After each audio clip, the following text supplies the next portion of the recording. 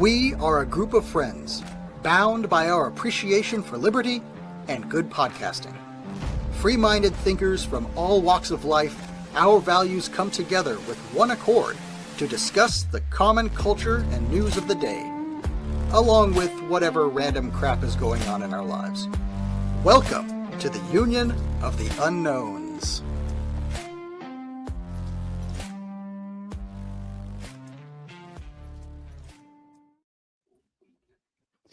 Hello and welcome to another episode of the Union of the Unknowns presents Not Your Mama's News. For today's show, I, Ashley, Think Changer Pete, will be your host, and with us we have our fellow unknowns. We'll start with Sheila's first. Stella Q, how are you? I'm a little bit too muted right now. I'm going well, thank you. How are you? Doing very, very well. And also with us, we have Big Perm. How are you, Perm? Hey, I'm great. Good to see you guys. Very good. So we have sort of a hodgepodge of a couple of stories that we're going to talk about, and we are keeping it a little lighter than some of the other news that you may be watching out there. And I think we're going to start with space. How about you, Stella? Space. Yes, as I was looking at all the very tedious news to figure out what the heck to talk about today, it was like, well, we could talk about the federal election that we just had with our Prime Minister, Mr. Anthony Albanese. He's our Prime Minister, and he got back in again, and God knows how he did it. So Albanese is the Prime Minister. So that's pretty boring. He makes Biden look like a charismatic playboy. Yeah. So that's that. Or it's painful. It's painful. It is. It's extremely painful. We should be compensated. Then there's the corruption within the government corruption watchdog agencies, but, yawn. So we've got a first, which could even be happening today. The very first move over Elon Musk, because Eris has entered the atmosphere. Australia is about to launch their first home-grown, home-manufactured orbital rocket. So that's pretty exciting. They're just launching it from a bloody cow paddock up in northern Queensland. So this is Gilmore Space Technologies. It's run by a couple of brothers. They've been at it for a few years now. It's fairly big for Australia because it is a first. And it's going to be launched, well, it depends on the weather, really. Seeing as they can't really tell what's going to happen with the weather more than about 2 days ahead. It's just... It's going to depend on winds and, having everything nice and calm out there. There's also a ceremonial jar of Vegemite aboard. So that will be, that will be the first Vegemite in space. Although I don't know. I think the ISS might possibly debate that. I mean, why wouldn't you have Vegemite on the ISS? I mean, that's a question that I'm always asking. I find myself wondering, We need an inquest.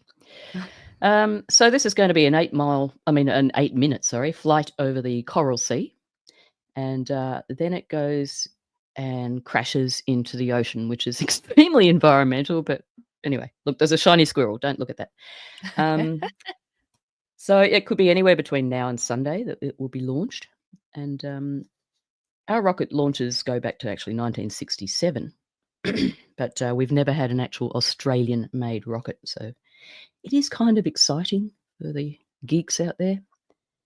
It's been about 4.5 years in the making. The actual rocket itself is about 23 meters high, which is 75 feet for you people that really need to catch up. Thank you. You're welcome.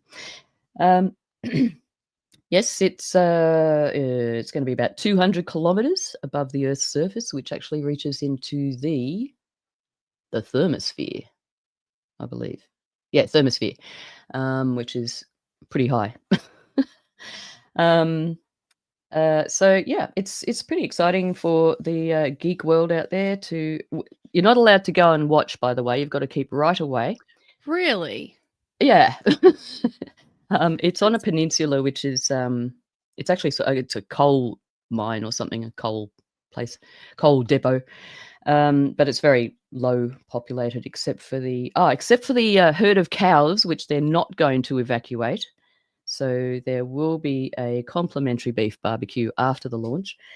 So yeah, pretty exciting day for Australia. Could put us on the space map, although I don't think Elon is too worried about it. Here's a little interesting thing that I didn't know about. The existing industrial site also takes advantage of its proximity to the equator, which will allow the rocket to pick up speed from Earth's rotation. So this rocket can actually go to places in space, which apparently they can't go if they're launching in other places like America or whatever. So I don't understand the physics of that fully. I'm not going to lie. And it runs on hydrogen, if that's any use to anybody. But, I'd like to talk about the name, actually. We all know that space missions are usually based on mythology or often demonic entities. They love doing that, don't they? They're acronyms and their pet names for these projects. They've got a whole department that comes up with that stuff, I swear. So Eris originates from the Greek mythology, where it refers to the goddess of discord and strife. What a surprise. The name is derived from the noun Eris. The etymology is uncertain, but it's associated with the Proto-Indo-European root eri, meaning to separate, to adjoin.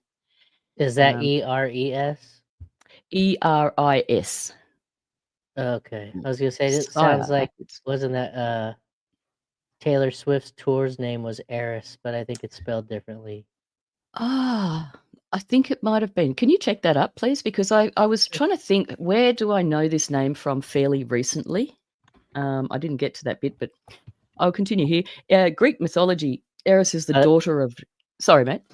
She spelled it ERAS. Eras. Okay. It was the eras. Eras. Like, I'm in my Taylor Swift era. Era. Yeah, right. Okay. Interesting point, though. Thanks for bringing that up. But there is a couple of different spellings of it. Before we move on, though, I definitely remember some conversation, and I don't know if it was in the prop report or what, but there was something else that was called Eris, because we were looking, I feel very strongly that we were talking about it because of the association with destruction. Yeah, I feel like that too, and I feel like I had also spoken out the line, that is also sire backwards, somewhere along the way, and I just remember that. But anyway. Yeah. So we're gonna have to track that down. What were we talking about? Yeah. Anyway, in Greek mythology, Eris is the daughter of Nyx or Nyx, I'm not sure, Nyx, which means night, and is known for initiating a quarrel between Hera, Athena, and Aphrodite, which led to the Judgement of Paris and ultimately the Trojan War. The name Eris symbolizes chaos, conflict, and disharmony, reflecting the disruptive and tumultuous nature associated with the goddess of mythology. So yeah, I mean, you want to wish your project well, you call it something like Eris. It's kind of creepy. Anyway, I thought that was kind of interesting. There'll be Vegemite in space anytime soon. Yeah. So quick question. Is it being funded by some big, like, for example, here we know we obviously have the classic Nazi infiltrated NASA. That's the sort of the cornerstone of the space program. But then we also have these magnates that are now having their own space programs. We know Elon Musk and SpaceX and Jeff Bezos and whatever his is called, Blue something. Is this Blue Origin, wasn't it? Yes, Blue Origin.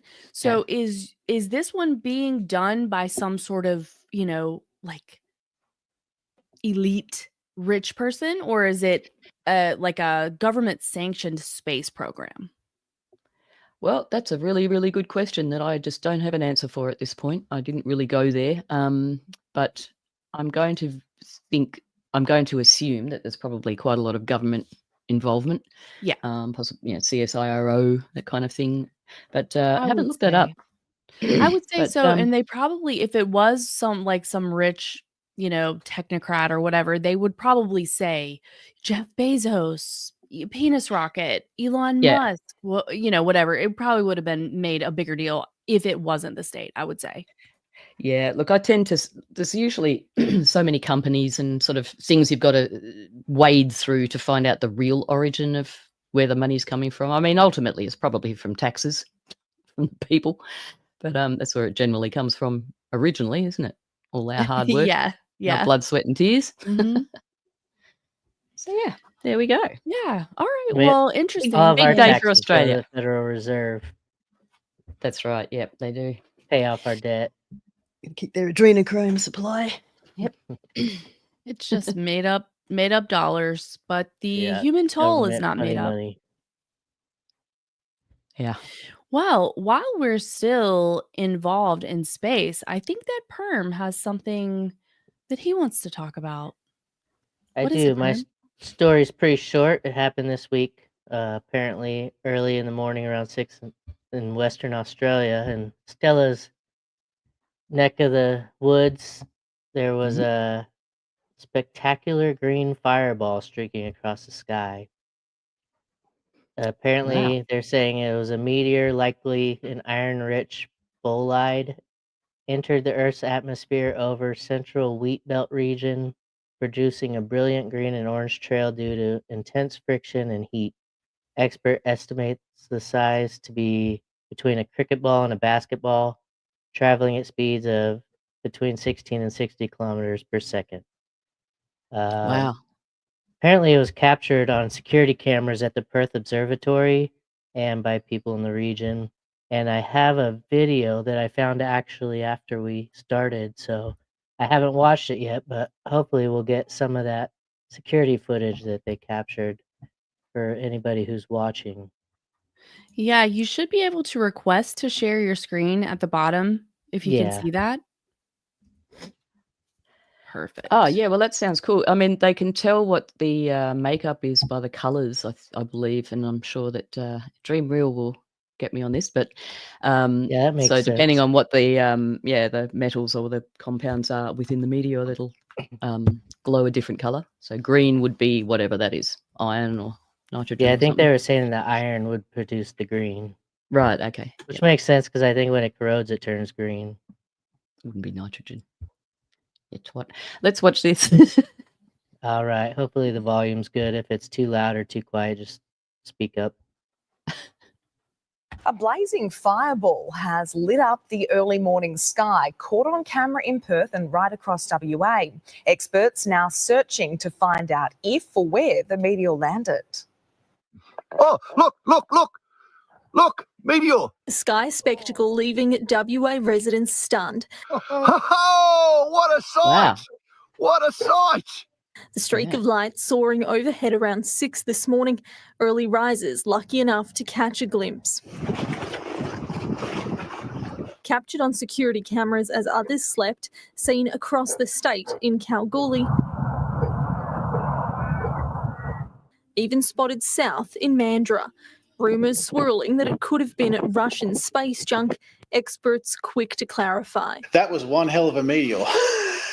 That was very nice. A nice little surprise for Mother's Day. Predictions showing the meteor was between the size of a cricket ball or a basketball. It's going anywhere between, 16 kilometres per second up to, nearly 60 kilometres per second. So that friction builds up and it causes the outer layer to melt, and that's where you're getting to see that lovely green-orange glow. Scientists say the meteor seems to have passed over the central wheat belt, but they're not exactly sure where it may have landed, something they'll work to figure out over the coming days. Wow! Amber Wilkinson, 9 News. Well, some lucky farmer's going to find that with his plough. Yeah, I was just thinking about that, and it would probably be really cool. But if they figure out where it landed, and they will, then they will confiscate it, even if it was something, not important. If that person just thought it was important. I was just a weather balloon. Spirit of the Age here says that green can be copper too. So yeah, thanks for that. It's most likely. Yeah, that makes sense because copper turns green too. When it oxidizes. Yeah. That would be the oxygen Right. reacting, I guess. Yeah, and I was wondering about that. My dog was just barking too. That's why I muted like halfway through that video. I just had stereo dogs. Yes. Yeah, well, mine are stereo for sure. But yeah, I'm curious about the color green, if it was because if copper would burn the same due to the heat, or because like what you were saying, it is the oxidation normally that causes that. I don't know. But one thing that I wanted to point out, and it's not exactly related, but I like to associate real life themes with science fiction sometimes, because I find that interesting. And one of the major themes in the A Song of Ice and Fire books, which is also the Game of Thrones series, is wildfire. And it is a green fire that they were able to come up with that is, very damaging, very dangerous, and widely available throughout the city. So it just made me think of that green fire from A Song of Ice and Fire. Yeah. Then there's Pat Benatar's Fire and Ice. All right. Yeah. I think that's probably enough for space. We can bring this back to Earth, or Yeah, we'll bring it on back to Earth. So where we are going to bring it in this case is actually outside of New York City. So I found a story that I thought was a little bit interesting for a couple of reasons. So the name of this article is Banksy's Broken Heart painting defaced on a Brooklyn wall is up for sale. So I think that this is interesting because of a couple of different themes regarding the article. Okay, so number one is that Banksy is very famous. I think everybody knows who Banksy is, while maintaining this very mysterious persona that we don't actually know who the person is. We know that he is British and that he has spent time in certain places where a piece of Banksy art may come up, and that it's pretty rare. So, in this particular case, the piece is, and I may try to share my screen so that we can see what it looks like, because it's maybe not what you typically would think of in terms of a Banksy piece. Okay. So, what we have here, if you are just listening, is a picture of a chunk of a warehouse wall that was painted on by Banksy, and then they ended up framing it out in metal in order to keep it secure and keep it from breaking or whatever that may be. But it is an enormous piece. Like, there's a person standing away from it and it's bigger than her in height. And it's a thick piece of, like, it looks like double cinder block wall. It's an absolutely enormous piece. So in this particular case, it's controversial because the art is being sold. And I think that's one of the things that is an interesting question of, if you were to have what some may consider a priceless piece of art, graffiti, on your property, would you be right in selling it? And then if you did sell it, where did the money go? Is that our line that tells us that it's right or it's wrong? In this particular case, it was done, and like I said, it was a port outside of the city, and it was noted in the article that it was a place where a lot of people didn't go.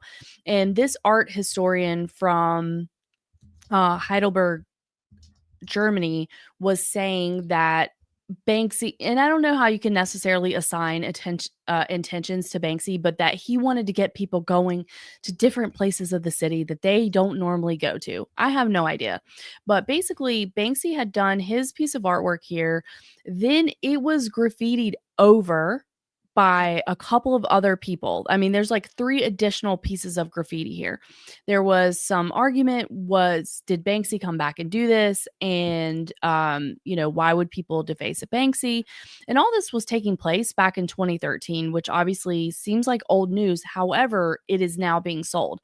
So basically, this warehouse was owned by a man who worked on asbestos removal, and he had a family, and he owned the warehouse. Well, then he ended up passing away, but his original vision for the piece was maybe putting it as a centerpiece for a new community out that way, where like shopping, dining, living, that kind of thing. But his vision was never realized. And now the artwork is up for sale. And then in the conversation from the news story is that they don't even know how much a piece like this would actually go for, which I think is an interesting question. And of course, they bring up the Banksy piece that ended up self-destructing after it was sold for $1.4 million. It was a small piece on a canvas.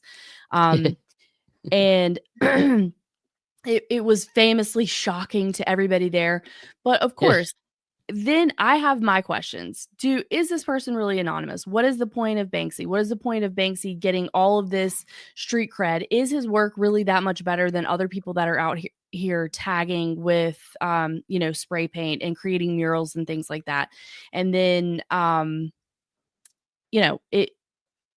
just always question. Now, I think in this case, like, it's not government affiliated necessarily, but is it money laundering affiliated? Like, what do we know?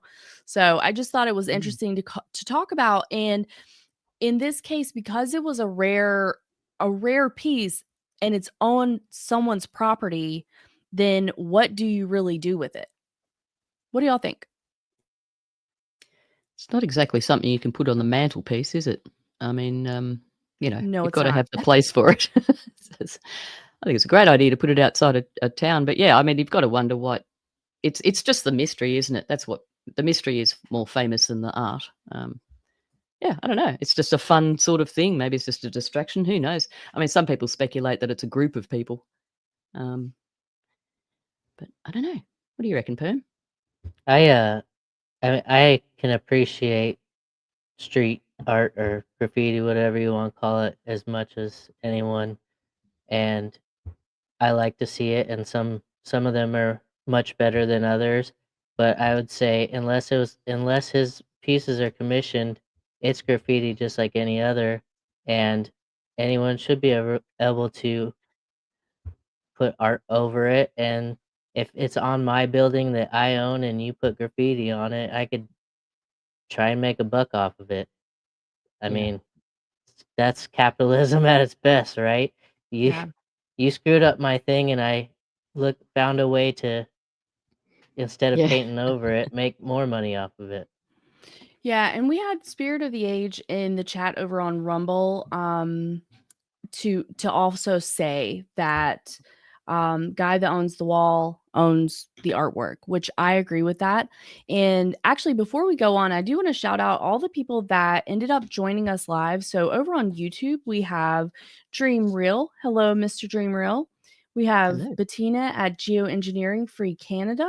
Hey. Thank you very much for joining us. And then we have Spirit of the Age over in Rumble. And we appreciate y'all joining us and adding to the chat. Thank you so much. Sure do. Yes, conversation's a lot more fun when we have people with opinions and knowledge that we may not have about the topics. Yeah, for sure. It definitely adds something and gives us more food for thought. In this case, I do agree that I think it could at the very least be some sort of libertarian discussion as far as the piece goes. But I agree. If it's your building and you want to sell it, then that is your prerogative. Now, I also think that it's pretty clear that consideration has been given to the to the preciousness or the rarity of the piece, because it was specifically cut out, it was saved, and then it's in this giant metal encasing. So it's clear that whoever is selling it cared for the piece.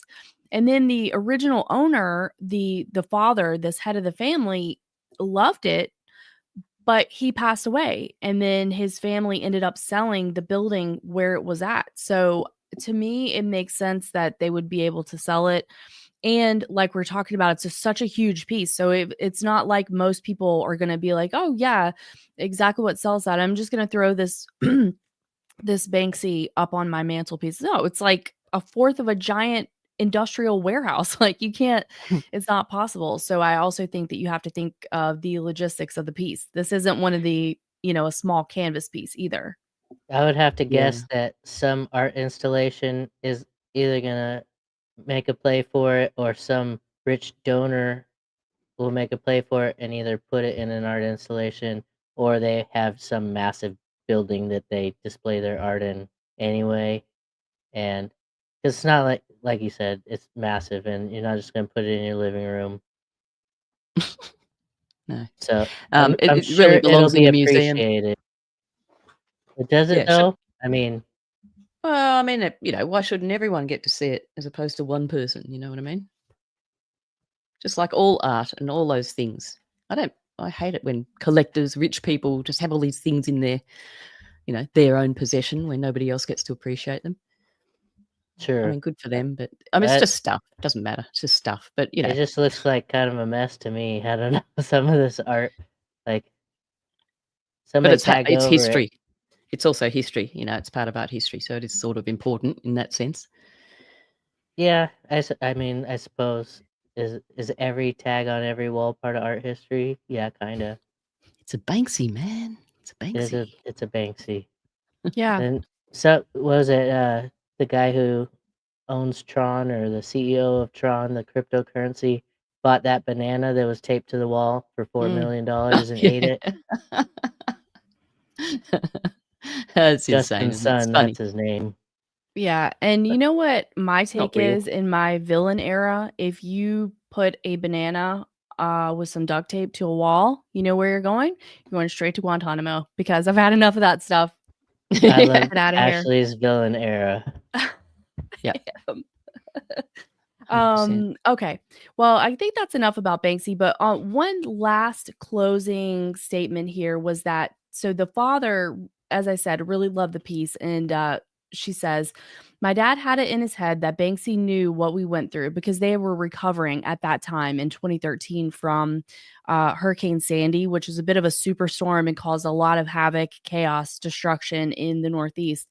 And so that he knew what we went through. He goes, "Can you believe it, Maria? It's a heart." And I kind of like that. It's simple and it's not simple. It's a world famous artist and it's a heart. It's somebody that cares about you. It's somebody that's adding something beautiful to a warehouse outside of New York City that no one ever sees. So I don't know. I kind of like that. I thought it was interesting and kind of lovely. Yeah. Lovely is nice. There's not enough lovely these days, is there? We need more lovely. Make lovely Yeah, I great agree. again. And I wasn't meaning to be negative about Banksy. I just Sure, think Perm. if you break it down, he's a graffiti artist like anyone else. He just happens to be talented and more famous, even though Yeah. there. If you're anonymous, I don't know if that is famous. Yeah, I agree. And I think that's part of it too, why I wanted to talk about this story, because the whole character of Banksy, like Stella said, is this a group of people that are all on the same page? A stencil is used sometimes with Banksy artwork. Is it somebody who's already famous in the art world? I don't know. We know it's difficult to get your art recognized. So that's another question that I have is like, is this person just manufactured? And if so, why? I don't necessarily understand why. Money I've been laundering? aware of the Banksy art for a while, I guess. I don't know, 10 years maybe, but I've never looked into it really. Is it signed Banksy, or where did the name Banksy come from? That's a good I question. think I'm it not is. sure. I think it is signed Banksy. Okay. From memory. Can one of the dudes in the chat might be able to tell us that. I seem to remember seeing his name. There is a Banksy tag. I'm gonna bring up this picture again, and we can take a peek at that. So see in the lower left or the lower, well, it's right hand for us, but in Okay. the lower corner. Dreamreal is saying that it is signed Banksy. Yeah. Yes.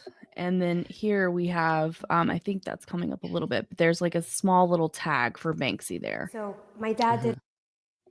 So, All right. Well, that's where it came from. Self-proclaimed. Perfect. It's just a mystery. I mean, his famousness is about being infamous, about being hard to. I mean, what about security cameras? Surely somebody's caught something, somewhere. Yeah, I agree. And I'm like, there's no, come on. And the person is traveling, like, they're doing a residency in New York City at that time. It just, I don't know. I'm curious, but I kind of like the mystery of it as well. And how It's do a we lot know more there aren't? fun. It is. And how do we know there aren't many copycat Banksies, little Banksettes running around? Sure. We I just mean, don't. really, if you could mimic the style, then how do we know? Unless you have, so I believe that Banksy does have a, a website or something like that. So that's how people know. So I guess that if a piece is brought up to have said to be from Banksy, that he could deny it. Mm-hmm. Mm-hmm. It's amazing some of those like art forensic people what they can tell in art too. Like something about the way that one person will stroke, even if it's the same paint, the same like everything. Yeah. Those art forensics people can tell the difference. It is a bloody amazing art in itself. Truly. Dream Real is saying here, according to the graffiti world, Banksy is one person. Yeah, thank you. But is he? Right. I don't know. Well, it's a mystery, right? But it seems like that's very much at least the myth that they want us to think is that it's one person. And it tracks that it's one person that just has the leisure of world traveling and graffiti spray painting on a bunch of different buildings, and he gets famous for it. Good for him. Something to do. Keep Or you off the her. streets. Yeah. Keep you on I the think- streets, actually. I think Banksy's a male. I think it's stated like him. I don't know. I need to Are do you some sure about research and find out. And then we're going to do a deep dive on Banksy. And I'm going to come It's up with so many 2025. details that everybody is going to be bored to tears. You're going to learn so much about Banksy. We might be able to get an interview with Banksy. We should be. We're unknown too. Yeah, exactly. Unknowns interview an unknown. That'd be fun. It's a perfect setup. It's meant to be. Is there any other stories, or will I just blurt out one more that I came on my radar yesterday? Yeah, that's what I was going to say. If you had a second story, let's go ahead and get into that. All right. Yeah, we let's do kind it. of blew through those ones, so Yeah, be we'll good need to to pad have out the another time of them. Okay, this one's probably going to make people a bit peed off because it kind of makes me a bit peed off. So I do apologise in advance. But the climate change cult is planning to uproot thousands of ancient olive trees in Spain and replace them with solar panels, because that's what they do. So southern Spain, thousands of hectares of ancient olive groves will be destroyed to make room for solar panels. Campaigners are estimating that 100,000 olive trees will be uprooted for the green renewable solar farms. Some of these trees are over 2,000 years old, and they produce particularly special olives, which make particularly special olive oil. And yeah, that's pretty much sums that up. It's criminal. We know that it's all a big bunch of crap. The whole renewable thing is a weak link in humanity and does nothing for the environment apart from destroying it. So what the hell? 100%. That was I'm in my villain era, so straight to Guantanamo. If you're Oh, yeah. trying to dig up 2,000-year-old olive trees, like, how could that even be considered, talked about? Like, that is from literally trees that were here documentably that during the time of Jesus. How could Yeah. that even be possible that they could do that? It's absolutely Yeah. sickening. Well, it's going to not only affect the region as far as the olive oil production goes, but the tourism as well. There's a particular region of Andalusia which is rated high for sunshine hours, which is the point, I suppose. But it's just heartbreaking. And you look at these solar farms, these huge acres and acres of them all over the world. I mean, they're everywhere. And it takes one hailstorm and the whole bloody lot is just destroyed, and it's just so toxic to get rid of that stuff. And it's just insane. I don't know. Typical It's insane. insanity. And I don't know if anyone has seen a solar farm IRL, but and this is one reason I believe that North Carolina is very much on the technocratic agenda, probably for a lot of reasons. But there are a lot of places here that are just considered throwaway by whoever. And there are a lot of solar farms here. And you're driving by and it looks like something out of Black Mirror. It is a green, beautiful field that could be used for pasture or farming or whatever.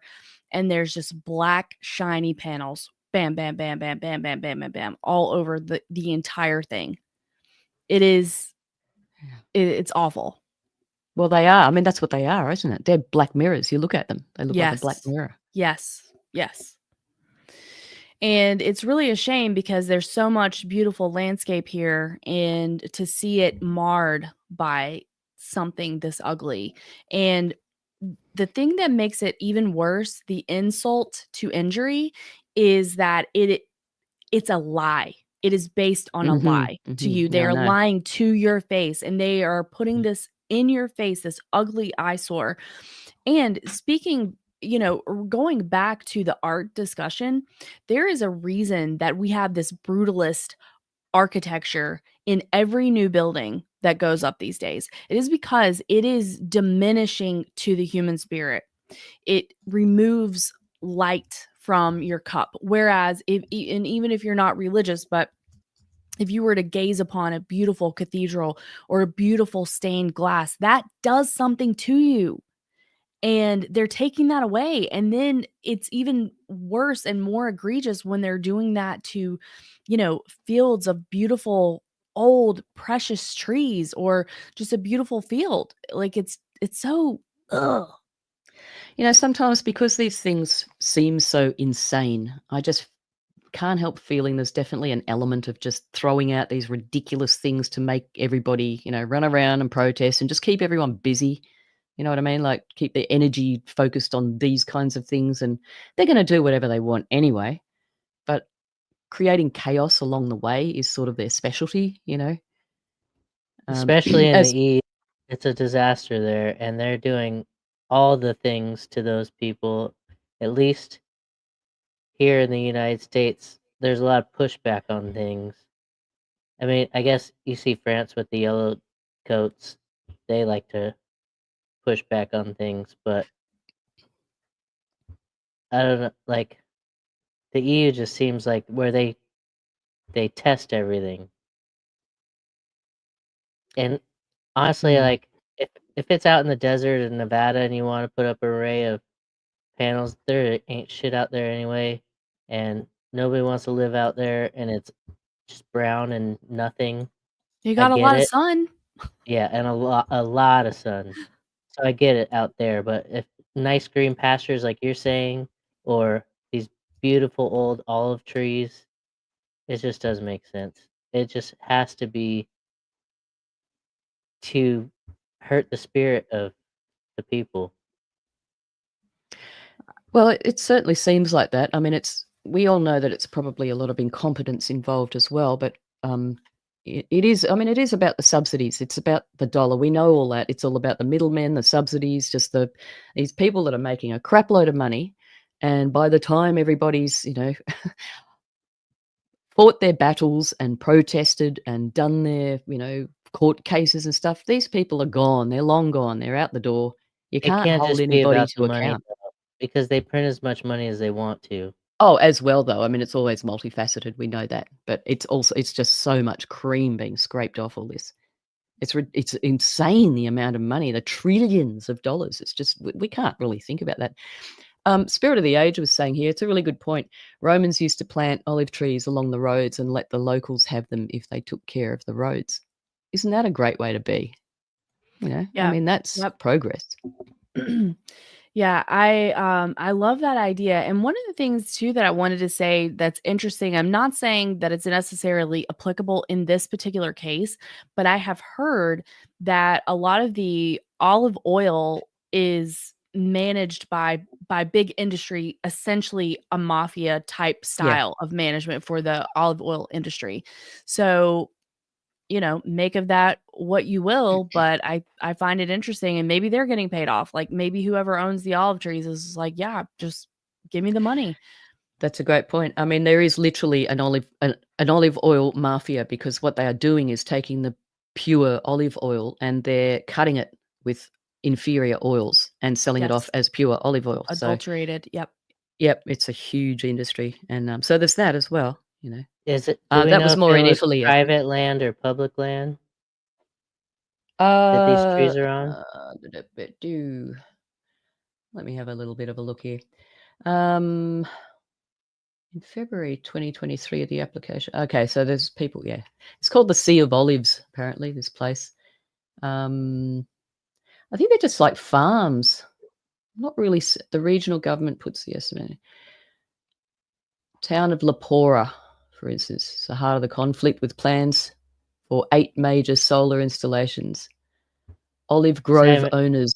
Here we are. Olive grove owners are struggling to save their plantations and fight against expropriation. I mean, I guess it's my same argument. Expropriation. I'm gonna have to go back on it. Is just if they own the land, they can do whatever they want with it. Okay. So Yeah, I it's the guess same if they're as. getting paid, it's the same as the person with the building with the tag on it. I guess they can sell their wall if they want to. Yeah, it's the same as what's happening out here in Australia too. So these big corporations, they come along and they offer the farmers a stupid amount of money, and the landowners some of them are agreeing to lease their plots while others are holding out. But that's what happened out here in Australia. The farmers would be approached and they'd get some, it sounded like a lot of money to a struggling farmer, but really it's, loose change. And there'd be things like the wind turbines, for instance. If anything happened to the turbine, it was actually the farmer's responsibility to fix it up or what have you. If there was a fire or something because of it and it destroyed the neighbor's property, the company wasn't going to be. It was all this stuff in contracts where it was just absolutely criminal. But struggling farmers. Yeah, my I'd like to great say, grandmother owned a 230-acre farm, and all the farms around her had been selling off land. And after she passed, one of her kids was running the farm, and he slowly started. I think he was leasing part of the land at first, and pretty sure most of it's been sold off by now. But it was Yeah. sad. It's somewhere we used to go every summer to visit, and it was just such a cool property. It had a river on it, and Yeah, it's such a shame. animals, and a big barn, and It is a very cool. shame. It is. And this is what is happening a lot in North Carolina, especially, well, at least, I don't want to say especially, just from actual observation, that people used to have mass family tracts of land, hundreds and hundreds of acres, right? In a small kind of area. And then as that generation began to pass and their children inherited it, the children are now selling off the land. And it is your decision to sell the land or not sell the land. Unfortunately, we're in a society and a situation that has been set up as such that it's going to be bought and it's going to be completely obliterated and developed by a soulless corporation that does not respect the history or the beauty of the land or the effect that it has on people. And I'm not saying like that none of that is on the up and up, because sure, it's your land to do with what you will. But here's the other thing is that money is losing value quickly. And as Perm has said many times, they're printing money constantly. It's a made up number. But what they're not printing is hundreds and hundreds of viable acres of land. And they're printing that too in the metaverse. We'll right, be sure. there soon enough. Sure. But it's really frustrating to see. And it's in this the same vein of we've talked about this issue many times, right? Of BlackRock coming in and buying people's homes. Sure, it's your prerogative to sell your home, and it's hard times. And we know that the hard times have been deliberately manufactured to put the screws to the regular person. And so when you get offered 20% above asking price by an investment company, most people are going to take it because they need it. But the whole thing. So I'm not necessarily blaming them. The entire situation is, it's really sad because the regular person has been truly put in a bad situation so that these big money offers are, you know, more likely what they're going to go to. And it's all also resulting of like that we're a society that values, you know, a huge cash payment over, wow, I have 100 acres of land in Western North Carolina. What a precious, you know, like something that matters so much, you know? Yeah. So it's like a whole cycle or so many things that are wrong with the whole picture. Yeah, it's awful, Yeah. and I'd have to get on those people's side a little bit that are taking the bigger offer only because it's a vicious cycle because of BlackRock or these major corporations buying up these single family homes. They have to move somewhere. So they need the money to move into the place they're going to buy when they're selling their home. So of course, like most people are not only going to take that money, they have to take that money to be able to afford the place they're going to buy at the next stop.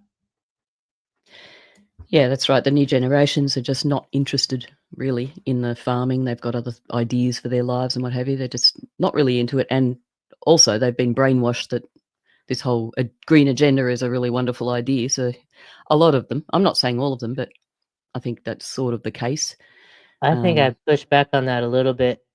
I think it was like Gen X and elder millennials that weren't into the farming, and it's coming back around to people wanting to be more self-sufficient. Yeah, some sectors. I think there's a great divide going on. Just somebody's Spirit of the Age was mentioning, you know, get the government to claim its heritage and then they'll pay you to own it. They actually, well, it's the government that actually wants to take down the trees and install the solar panels. So there's that. But I'm just going to read here. In February 2023, the application for listing the landscape as a UNESCO World Heritage Site was finalised. It was hoped that the Sea of Olives would be among the contenders to receive protected status from the United Nations at UNESCO's July 2024 meeting. Unfortunately, the Sea of Olives did not make it onto the list of 28 sites being considered for the UNESCO meeting. Andalusia's olive groves are still on Spain's tentative list. Despite this, the Spanish government is planning to uproot 100,000 olive trees to make way for the green, renewable, intermittent, unreliable energy as shown over and over again. So, yeah, there we go. Let me ask you More- something about the UNESCO sites. Since those are private property, if they protect it, is the owner just screwed out of any money they could have gotten out of it? Like, I don't really know how all that works. I don't know whether it's the same in every country or, I mean, I've got the site up here. We can leave in the show notes if anybody wants to kind of read a definitely bit about gonna that. check that out. But I just feel torn between like capitalism, you know, free market, me being able to sell my property and do whatever I want with it, and the government coming in and protecting my property from me being able to do whatever I want with it. Yeah. Yeah, I do think it's probably like what Stella is saying that you do have limitations based on where you're at, but certainly there are, you know, if you look at even some homes that are considered a historical home in a historical district, like it is very particular, meaning like you're not repainting this door to just a random color that you want to repaint this door. You're repainting the door either the exact same color or it has to be within the rubric of accepted color palette for this historical home. Or you're not just cutting down this tree. You know what I mean? So there are definitely guidelines in place to protect a historical site. And I think in some ways, maybe it could be a double-edged sword because like what you're saying, Perm, like it's your own property, but you are bound to these rules that are not really your decision, even though you own it. But on the other hand, it does protect against what we're talking about, which is I'm just going to mow it down and put a target. You know, so I think there's I don't know. Yeah. It's Yeah. catch 22. yeah, definitely owning a heritage property is a pain in the butt. So you got to be prepared for that. You got to know, that's what you're getting into, because we've got that same thing here. I mean, you can have a building and you've got to leave the facade the way it was and you can't do anything, but you can do certain things a little bit further back in the building and what have you. So yeah, very restrictive and But I extremely suppose some of expensive. them probably didn't purchase those heritage sites. They've had them in their family for generations. Mm. Yeah. I'm guessing. I don't know, but I don't know. What And if they don't they want are, to run an olive grove forever? yeah, and they Right. are expensive to maintain buildings. I mean, there would be a certain amount of probably doing it very regularly. So it's not sort of, you wouldn't be able to leave it like some people would. It's like, oh, I'll do that next year. It's like, no, you got to do it this year. What have you? I Right. just wanted to go back to something that Dream Real said here. Don't know why agrovoltaics is not mandated. I haven't actually heard that term, but from his next comment, the panels are mounted high enough to provide shade for plants and animals. So I'm going to guess that that's obviously energy gathering that works symbiotically with agriculture. Oh, You can just, I okay. don't know, if you could just let me know that, please, Dream Real, if you possibly I've never can. heard of that either, but I imagine No. if that's an option, it's because it costs too much that they didn't think of to incorporate that instead of tearing down the trees. Yeah. And But, then sorry, mate, go. yeah, no worries. I'm interested to hear about that. And I also wanted to shout out Jason Barker in the chat over in Rumble. And he said, no kidding, Ashley, my brother bought a historical home in New Jersey. It was a money pit that he eventually sold for a loss. So Yeah, right, exactly. I would be interested in hearing that story, but I do think that is definitely something that we have to deal with. And then Spirit of the Age says, when it's just land, you have to maintain it to a certain level, but you get all sorts of government bonuses. The lawyers have it figured out. Yes. I would say that is a very, very good statement. The lawyers have it figured out. It's basically another language that they know how to speak, and the big corporations have all the money to buy the best lawyers. So agrivoltaics is most large ground-mounted solar photovoltaic systems are installed on land used only for solar energy production. It's possible to co-locate solar and agriculture on the same land, which could provide benefits to both the solar and agricultural industries. Awesome. So they can rape and pillage in two ways. Co-location, also known as agrivoltaics or dual-use solar, is defined as agricultural production such as crop or livestock production or pollinator habitats underneath solar panels or adjacent to solar panels. So there you go. I learned Thank you, something today. Ed. Yeah. It's always a good day when you learn something. Indeed. And this has been kind of a fun, it's been a fun conversation, but it's been kind of different because we have, yes, threaded some elements of politics and government into the stories, but they haven't been directly related necessarily. And it's been quite nice to talk a little bit about art, a little space, a little agriculture, and some of the implications of that. So I have enjoyed the conversation.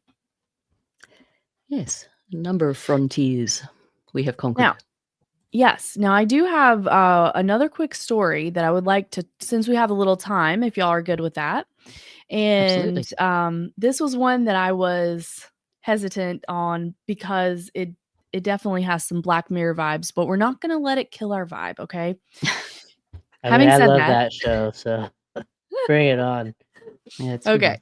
Okay, so having said that, this is a story from Technocracy News and Trends, and it is author Patrick Wood. So he's the editor of this site, and then y'all have probably heard him do interviews and what have you. But anyway, so the article says China's AI-powered humanoid robots aim to transform manufacturing.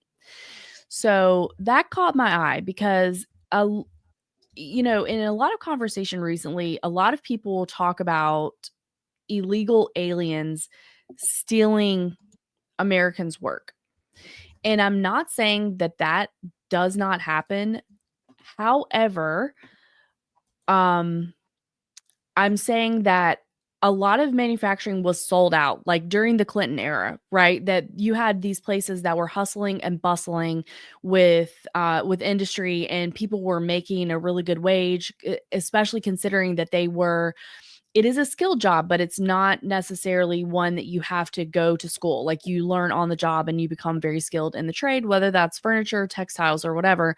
And a lot of that was sold out well before we had a lot of, let's say, like illegal immigration. I mean, it's always been here, but you know what I'm saying.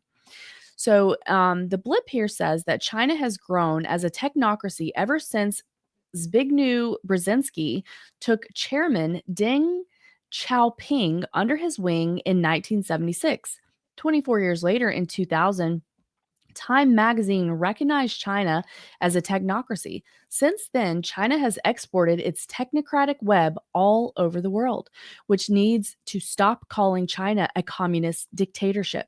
This misidentification prevents us from seeing the true nature of this enemy.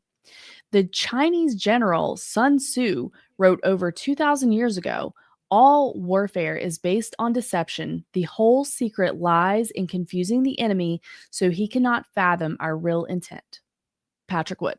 Now, I will say that I don't necessarily like referring to China as the enemy, not because I agree with what they're doing, but because I just consider them another cog in the technocratic wheel that are run by the same group of people that all know each other and are all connected. We know that. So I don't appreciate calling them the enemy, because it is the predator class that is the enemy.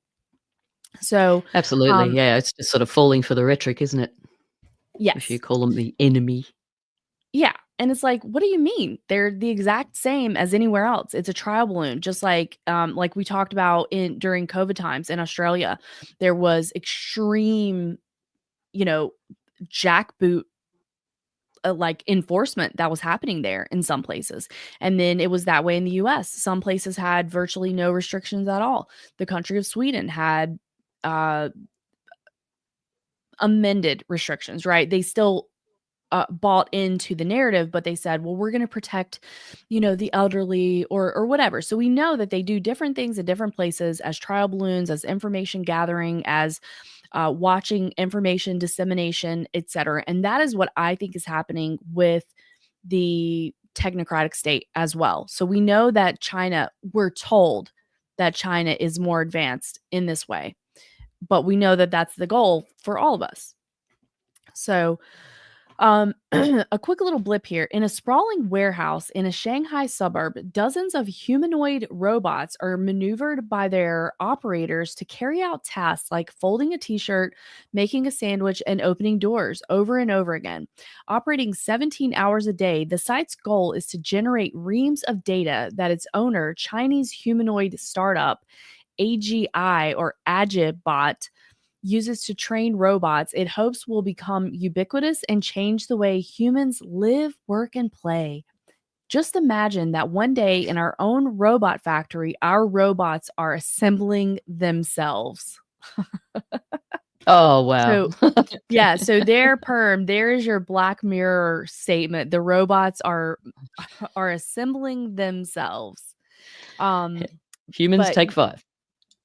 Yes, definitely. So really, I just wanted to put this out there that yes, and we've seen the rhetoric of robots taking our jobs or AI taking our jobs. Here, they are AI powered robots. So just an interesting conversation, and knowing that it is being put out into the ether that these types of things are being worked on and that manufacturing is at risk.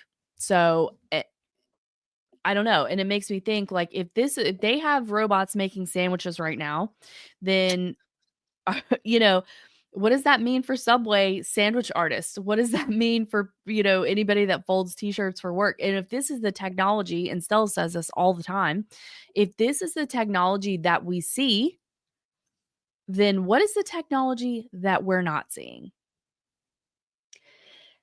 Yeah, I don't know. robots making sandwiches. I don't think we're going to be eating sandwiches, are we? Doesn't that just entail putting a few bugs into a cup and passing it to the human It's your or bug something? rations. Yes. And you'll be happy. They can make sandwiches out of bugs. Yeah, well, true. Okay. Yeah, it's bug bread and it's bug paste, and Bug they might flour even that makes the bread, yes, yes. and they Long might even before come up with a Vegemite hack. Oh, yeah. You know? long Yep. long before my red pill days, I remember tech influencers talking about their bug protein bars and bug protein powders that they were testing, and I didn't think anything of it at the time. Mm. Yeah, they tested them in schools here in Australia, allegedly. And the kids were so excited. It's novel for a minute, Yeah. but, yeah. And, Well, it's if got you that chitin or chitin, whatever, I can never remember how chitin? to say it. Chitin, is it? That component in bugs which actually, sets a lot of people into, like, an anaphylactic sort of situation. From memory, I think it was something like 16% of, uh, people that had eaten bugs in China had died or had gotten a reaction at least or something like that a few years back. And, Yeah, yeah, that it's a thing. there was something Anybody to it who's that allergic to anyone who's any allergic to shellfish is Yeah, that's allergic right. to cockroaches, and there was also a thing that there were people that were working with cockroaches, like scientists or whatever, and like some high percentage of them developed allergies to shellfish and the cockroaches. Yeah, exactly. So, just another way to kill us, why not? Pretty creative. Yeah, it is, and hats off to them. They have been very creative in all the ways to chip away at the foundations of a happy and healthy society. So they've done really well in that regard, for sure. Well, I mean, in China, they say you get hit by a car and people just drag you to the side of the road and move on with the rest, like whatever they were doing. Yeah, well, remember when it was this, one-child policy in China? And, of That was course, most of my life. Yeah, me too. So there was the baby girls were often just discarded, like, literally into rubbish bins or just in the gutter, and people just walk past. Yep, just another dead baby. You get that.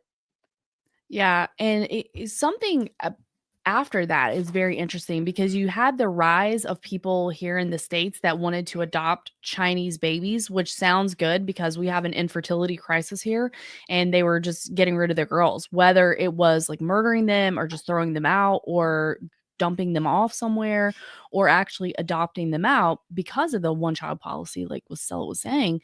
And then you had people here that wanted to adopt. And then you had the rise of like the racist narrative about like certain families should not adopt children from other cultures because you're not providing them with a culture that they should grow up in, even though that culture literally was fine with Yeah, them being it'd put be in better trash if they cans. were dead in a trash Yes. can. Yes. So a lot of insanity there, a lot of accusations of cultural insensitivity and things like that. So clown world. But then over the last many years, China, at least my understanding is that China has definitely tightened up the restrictions on adoption from like Americans being able to adopt Chinese babies. And that part of that, of course, is like people kind of doing human trafficking or people like stealing people's babies when they were not intending to give their children up. So of course, I can see the validity of that concern, but ultimately, I think if children are available and people want to adopt them, then it would be good to find a good way to facilitate that in a healthy manner. Absolutely, because there were so many girls that the orphanages they were a terrible sight. I remember seeing that stuff you can't unsee, and little babies, just tied to high chairs and just basically being neglected, not being looked after and not being touched. I remember the wire monkey, that experiment, how important even just touch is. It's as important as being fed. Yes. So yeah, I mean it's who knows what really goes on Yeah, that's behind that whole China's thing walls. about what's his name? The Unabomber. Kaczynski. Kaczynski, Uncle Ted. Uncle Ted, He yeah. was put into like a, like one of those hospital like crib type things and not touched for like 2 months. They said he didn't have any human touch, Yeah, that's right. and Yeah. I guess that really will screw you up for life. I Yeah, mean, among many other things like the Stanford stuff going on with him, but definitely. And there was a documentary that I saw. It's been a while now, but apparently there was something. I wish I had more information. This is just off the top of my head, but at a time in Romania, so let's say like maybe the 80s or something like that, they ended up making abortions and birth control illegal. Supposedly, this is how the story goes. And that they did that in order to encourage people to have children and have families. But what it actually did was to cause orphanages to basically overflow. And then you would have these many children in the orphanages, and then they would not they would be totally neglected. And I don't know if that was done in simply because they were overwhelmed or because they believed that it was healthier for the babies to not get sick, to not be touched. But then some of those children would be adopted out later. But because they literally had no physical touch as babies, they were never able to make a connection with a human, ever. Even if they were like 3, it was too late. It needed to be within a certain amount of time that you have physical, loving touch, and they didn't have it. And it would cause them basically to reject the adopted family, even if that family was trying to love that child, provide them with a very good, stable, loving home. It was too late. Like they completely rejected the love that they were offered after a certain point. So it absolutely is so important for all of humans, but especially babies, to have the love and care that they deserve. They need it to develop. And like what Stella was saying and Perm was saying, like as much as food, it's a must. Yeah. It's like a absolutely. psychopath production line, really. And I don't hear it brought up very often, but I am 100% convinced that birth control is why we have so much issues with fertility in this country. I mean, half the girls I knew growing up were on birth control at like 13, 14 years old. And then later in life, we hear like, we've been trying for 3, 4, 5 years and we've been doing in vitro fertilization and everything. It's like, well, Yep. you were taking drugs from the time you were at puberty till, in your 20s and 30s.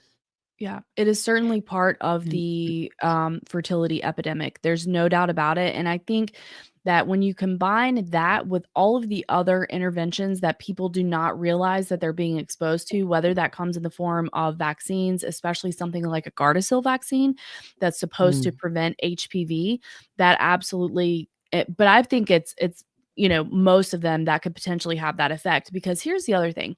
If the gut health is damaged, and it's almost guaranteed for most people in today's day and time that it will be, because you're having a lot of any kind of wheat that you're having is probably going to be sprayed with glyphosate, right? That is damaging to the gut lining. And then all the processes from there begin to kind of get screwed up. So people are in a state of in inflammation. People are in a state of their thyroid literally being attacked. All the functions, the master gland is not working properly, and so your entire fertility is affected, as well as just your general overall health. And then we talk about fluoride in the water, SSRIs that are in the water from, just the average like how many people are on SSRIs, right?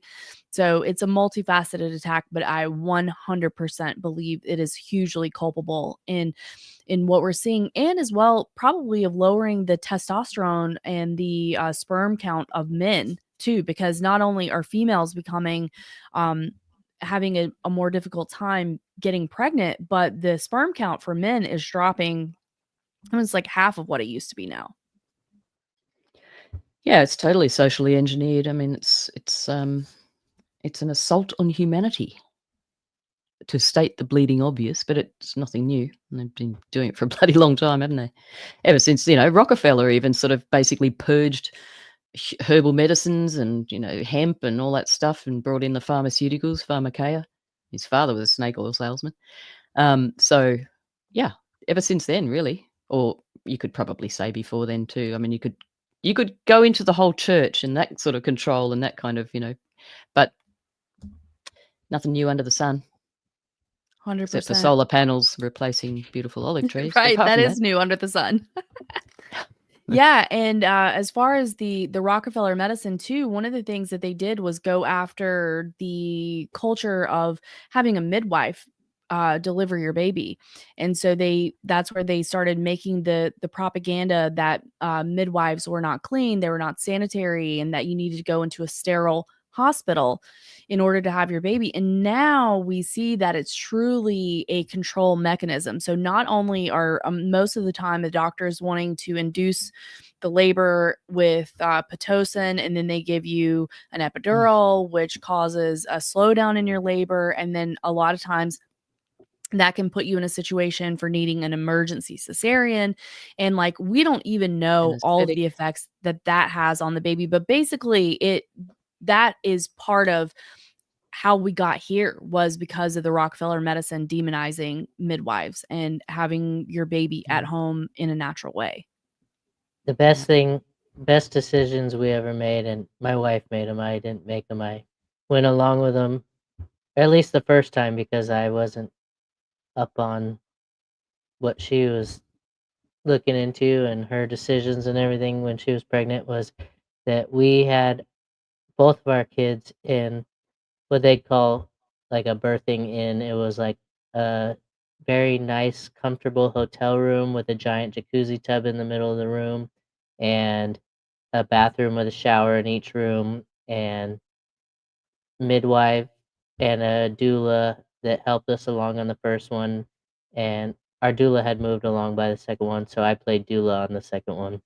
But I had learned from the first one, and I imagine she was so much more, not physically comfortable, but mentally comfortable in this atmosphere than she would have been in a sterile hospital bed surrounded by electronics and just like constantly being bothered. She was comfortable. We were able to bring speakers to play her playlist of music, and both of our kids were 13 days late, so they're pushing the limit of them transferring us to the hospital, and everything was perfectly fine, and they were healthy, and the midwife couldn't have been better at just calming her down and knowing what to do in every situation, and it was an amazing experience both times. Yeah, it sounds awesome. I mean, most hospitals are cold and really bright and busy and no music or anything. Yeah, it's the opposite of what a baby's just come from. Must be Yeah, and a hell of a shock, they were both Oh, boy. born in the water. I Yeah, thought right. that was interesting. Yeah, beautiful. Yeah, I've heard that babies have some, I don't know what it's called, but some physical thing where they can actually swim underwater for a long time, up to about 6 months or something, if they're encouraged and if that's kept going. Do you know about I that, think it's Ashley? gills. Yeah, that kind of thing. I'm just kidding. I'm just kidding. No, that's a fun fact. Web But fingers. Probably if they're still connected to the umbilical cord. I don't know. Yeah, I but just that remember reading that years ago. Yeah, I've seen stuff like that, and that you can teach them to swim, like, really easily. Like, they just can, like, Yeah. float over, and their little fat little head just keeps them, floating and calm and whatever. So, but I agree that I'm glad that Perm was able to have that experience. And then I think it kind of ties back in with an earlier part of our discussion, about art and things like aesthetics. That matters a lot. It matters a lot to how we actually feel. And so I think if you can respect that and have an aesthetically pleasing, relaxed environment, it makes a huge difference for the health of mom and baby. Absolutely. Yep. Yeah, I imagine And, it still felt terrible, but I just think that she was in a much better environment than she would have been. Oh, 100%. I'm not going to go into birth stories in detail, but I was had like a little private hospital in Tasmania. It was really awesome. But the two births were chalk and cheese. Same place, but chalk and cheese. My first one was like the one you just described, but the second one was the absolute opposite. It was like I'd gone back into the 50s. Stirrups and anyway, I'll stop there. Oh, So, but it was a cold environment. well, yeah, it was in the middle of winter and yeah, that was fun. Anyway. Anyway, well, we are over, our hour, which is In a no bit. problem at all. We've had a great conversation, but before we sign off and tell you where you can find us and all that good stuff, I wanted to hand it over to Stella because there's somebody important that she wants to talk about. Yeah, just a quick word, just a little acknowledgement. I know Monica's already talked about this on her show, but we lost a friend fairly recently, friend to the Propaganda Report group. I think he was with the Union of the Unknown for a short time, wasn't he? Anyway, and Climate Viewer group also on Telegram. Joe, not a Fed, Tundra Walker. He had many names, many characters, and he was a hell of a character and a good friend, and we lost him. So just wanted to devote this show to him, and rest in peace, Joe. It was a privilege to know you. Thanks. So where can the unknowns be found? Somewhere in space, no doubt, with Vegemite. Well, Stella, I'm glad you asked. But before I say that, I do want to say that I'm glad that you dedicated the show to Joe. And I know he was a big fan and supporter of you and Monica. And I think he would really like that. So I think that's really nice. So I'm glad that you did that. And thank you. And then as far as your question, outside of space with Vegemite, they can find us on our website at unionoftheunknowns.com. That is our Linktree page, and it has all the many, many ways that they can get in touch with us. Send us an email, find us on Twitter, and find our Discord. All righty. Back to you. Thank you. Signing off for me, though, I wanted to hand it over to Perm, see if there's any final words you wanted, any closing words from you, Perm? Yeah, I want to say rest in peace, Joe, as well. I remember we used to have our Patreon Zoom DPPs. parties. Zoom parties. Yeah, the Zoom parties where we got to see each other too. Right. And Joe always had a great personality, and he always had a lot to say. And so, Yeah, certainly did. and then permnation.com just takes you to the Union of the Unknowns link tree. But I pay for the site, so I'm gonna keep it up there. It has Other potential than that, to be huge, just like a one really day. big perm. I just have a great time hanging out with you guys, and I appreciate everybody who comes to listen, whether it's Yeah. live or downloads our podcasts wherever they find their podcast. Absolutely. Thank you. And then any final remarks from you, Stella? Where can they find you? Don't you have another show? Something about the weather? Oh yeah, every now and then when I feel like it, I put out an episode of Whether or Not, which is just looking into the forensics of weather events and a little bit of a sort of a sky school, if you like. It's teaching a few people about clouds and things because the way to understanding is through education. Worked for me. I'm a lot less angry about the sky these days. I mean, yeah, it doesn't get, a free pass. They are still doing stuff, but there's a lot of things, a lot of misconceptions. And so, yeah, if anyone wants to check that out, it's on Stella Q Australia channel on YouTube. Yeah, you can go there and just put in Whether or Not as a podcast under my channel. Thank you for that. Back to you. Absolutely. Thank you so much. Thank you both for joining us today. I had a great time chatting with you, and it's always fun to think like, who knows? This is a hodgepodge of information. Who knows what we're going to come up with? Who knows what our friends in the chat are going to give back? There's always so much good feedback and information. I really enjoy it and appreciate it. And then also, I did want to shout out everybody who joined us in the chat on the live stream. We really appreciate that, and we don't take it lightly that you're spending your time to hang out with us, to chat with us, and to provide feedback on the stories or your insight. So appreciated. So thank you so much for that. And having said that, thank you both again. I really appreciate you, and we'll talk to you later. Okie dokie. Time is a precious currency. Spend it well. Yes. Yes. Bye-bye. Bye-bye.